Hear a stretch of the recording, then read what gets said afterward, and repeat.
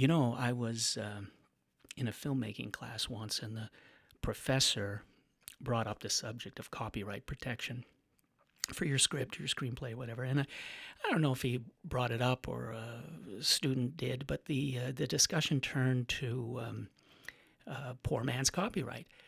At that moment, my ears sort of pricked up, and I was astonished, to hear the professor endorse some of the tactics being, sort of bandied about in the classroom with respect to legally protecting copyrighted material. Now, as the name suggests, a poor man's copyright is, supposed to be a cheap and easy way to establish copyright protection. You are the original creator of some creative work, and you want to protect it, but you don't have the money or any money to hire a lawyer or go through the registration process with the U.S. Copyright Office. Whatever your situation is, stay away from anything called a poor man's copyright. I'm not even going to explain what a poor man's copyright is, because frankly, to do so would be beneath you. The only reason I'm mentioning its name in the first place is so that when you are, out and about and come across or hear tell of a poor man's copyright, as I did in that filmmaking class, you will know to stay away.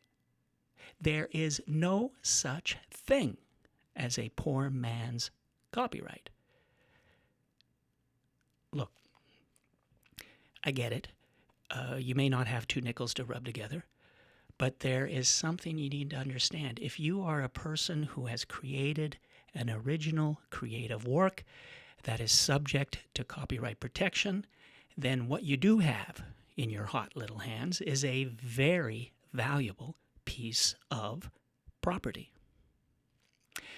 In fact, that's a good way to illustrate my point. And instead of referring to it as intellectual property, just use the word property.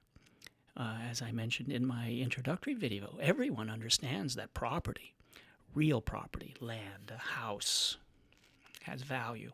If you are a landowner, and this is true throughout history and holds true up to today, then you are part of a small, rare, and wealthy group.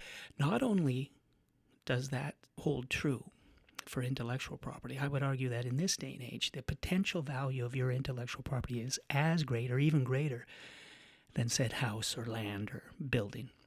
So get this notion of a poor man's copyright out of your head. It is harmful thinking that only serves to cut you off at the knees from a standpoint of you taking that intellectual property and doing something with it. Never have you been in a better position than you are today to do something with your intellectual property. Thus, no one with a piece of property subject to copyright protection is poor. Treat that property accordingly, treat yourself accordingly, and protect yourself properly.